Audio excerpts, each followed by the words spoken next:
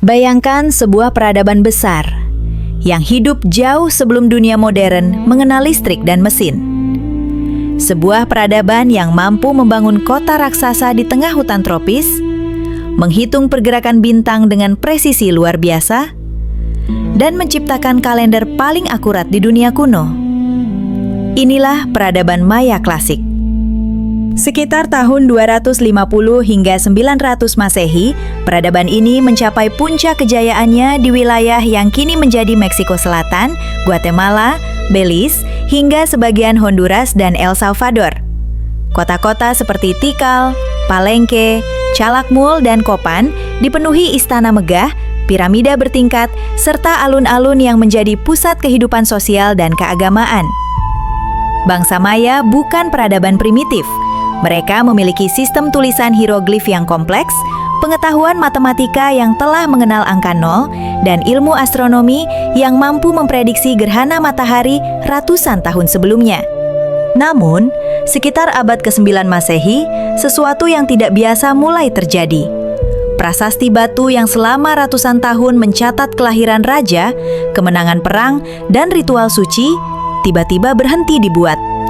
Istana-istana megah mulai kosong, jalan-jalan kota ditinggalkan, dan satu persatu, kota besar Maya perlahan berubah menjadi reruntuhan sunyi yang ditelan hutan lebat. Apa yang menyebabkan kejatuhan peradaban sebesar ini? Selama berabad-abad, para peneliti memperdebatkan jawabannya. Tidak ditemukan bukti invasi besar-besaran dari bangsa asing. Tidak ada tanda kehancuran total akibat satu bencana tunggal. Yang ditemukan justru jejak runtuhan yang perlahan dan kompleks. Salah satu teori terkuat adalah kekeringan berkepanjangan akibat perubahan iklim.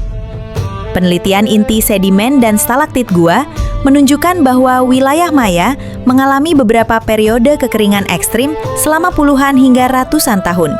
Hujan yang biasanya menjadi sumber kehidupan pertanian jagung tak lagi turun seperti sebelumnya. Panen gagal, cadangan makanan menipis, dan kelaparan pun tak terhindarkan. Dalam kondisi krisis seperti ini, struktur sosial mulai retak.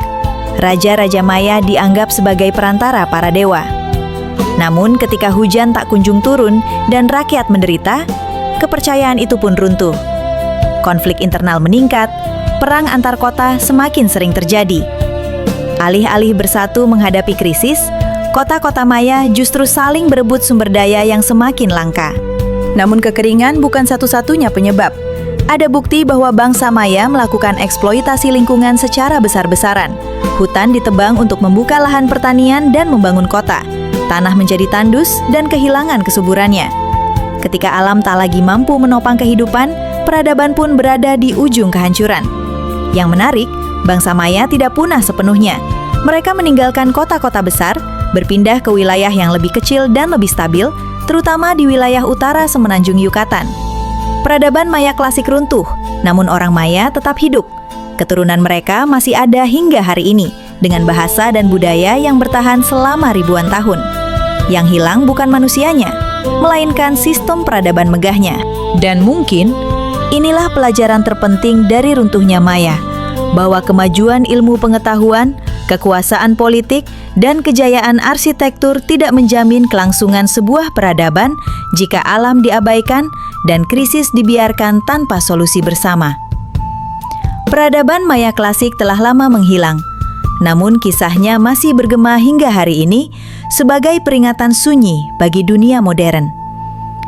Jika kamu menyukai kisah sejarah penuh misteri dan makna seperti ini, jangan lupa subscribe, karena masih banyak rahasia masa lalu yang menunggu untuk diungkap.